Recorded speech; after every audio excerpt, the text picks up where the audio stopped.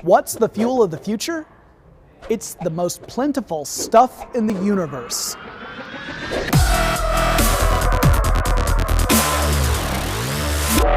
Hey guys, here I am, CES 2015. I'm at the Toyota press conference and my mind has been blown once again by fuel cell vehicle technology. Now, you remember I was crazy about this stuff a year ago.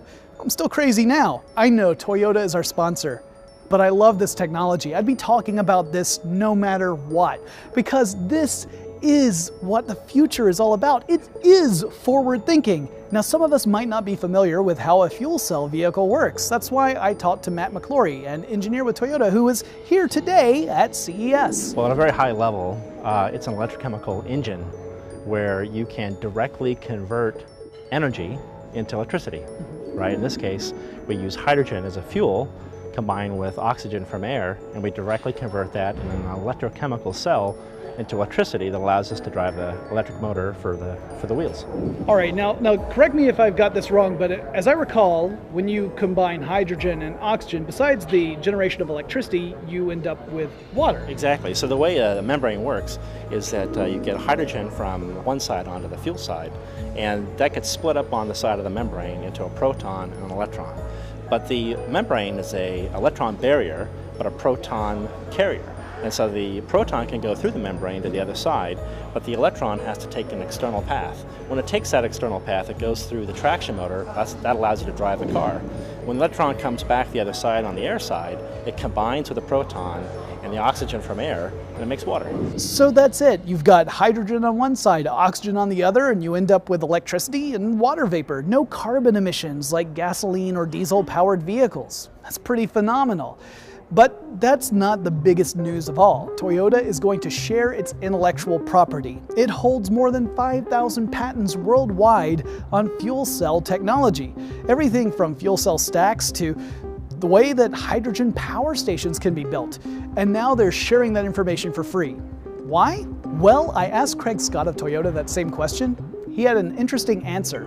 Well, I mean, imagine you're changing everything, right? From soup to nuts, right? We're completely revolutionizing an entire energy system. From the car to the station to consumers' mindsets, all of these things need to be, I don't say changed, but they need to be altered, and we need to find ways to educate people. A big part of what today is about sharing what we've learned over the last 22 years of developing this technology, but also finding a way to come together and build new things. While this may seem like a revolutionary idea to people, that something about sharing intellectual property, which often we view as being so important, that's the biggest revolution, I think. Many of our careers have been spent on developing this car and this technology, and now we want to see what others can bring to it.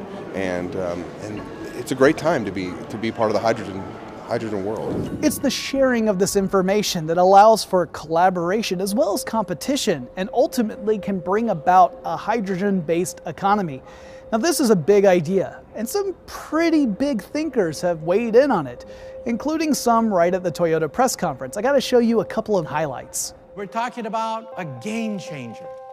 Game changer that's going to change the landscape, not just of our lives, but perhaps the world of politics, the world of energy. And energy is at the very basis of all of modern society. What I'm saying today is we are present at the creation.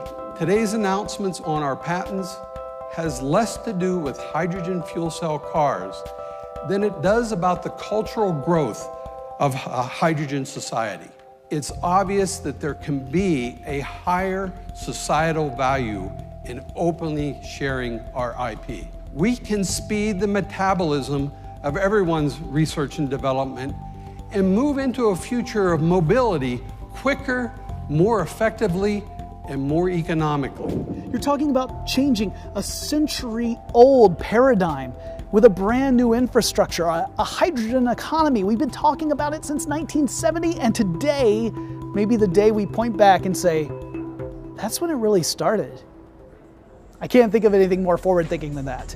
But I'm curious to hear your thoughts. What do you think about fuel cells? What do you think is the future of cars? Let me know in the comments below.